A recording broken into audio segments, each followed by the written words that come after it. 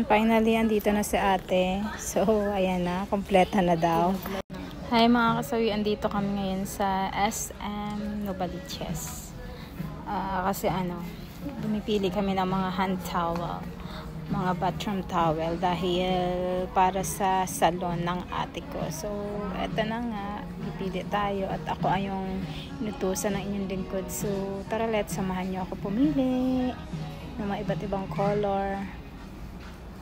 So, ayan.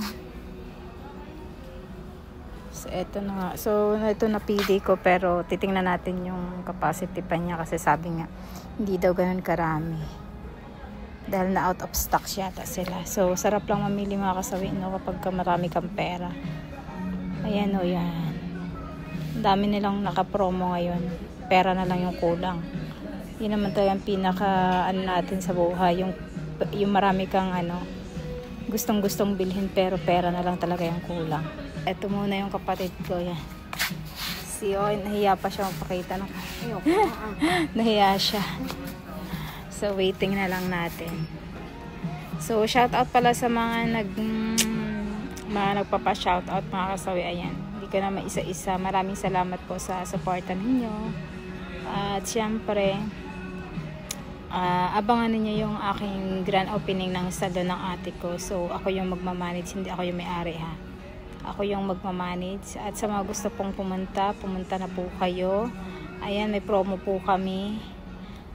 Promo namin list 20% discount naka-promo ka kapag 1 week promo kasi kami. Bibigay ko yung address kung sa mga gustong pumunta ng grand opening, at least makikita nyo ako personal. Pwede din kayo magpalinis ng mga kuko, pwede kayo magpariban, pwede rin kayong magpa-nail extension, magpa-eyelash extension. Ayan, sa mga gusto lang po pumunta kayo kasi at the same time, makakasama ko kayo at makakausap ko na kayo personal. Sa mga gustong pumunta, punta na po kayo.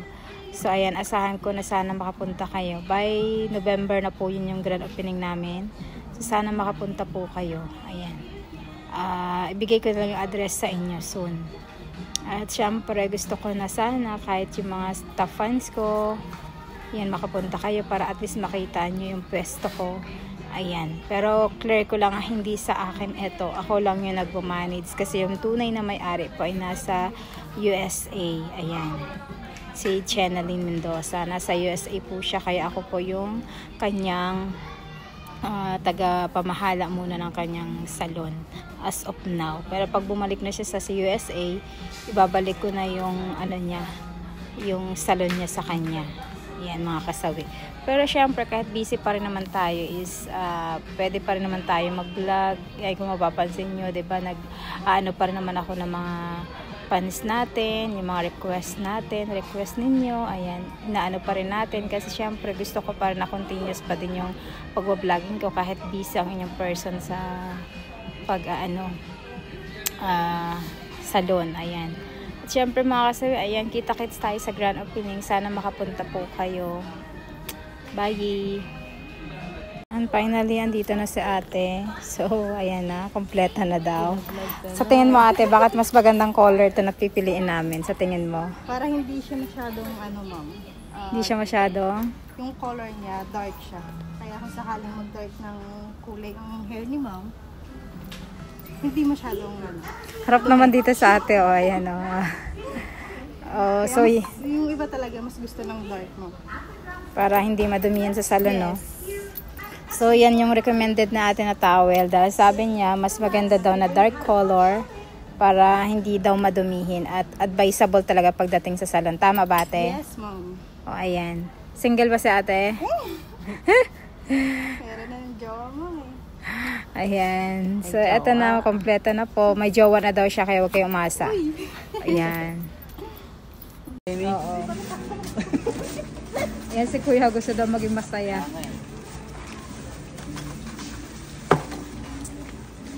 Basta yung bili na kami ng water dispenser na yung bulag complete lang. May nakita ka kami kanina, titigil sana eh.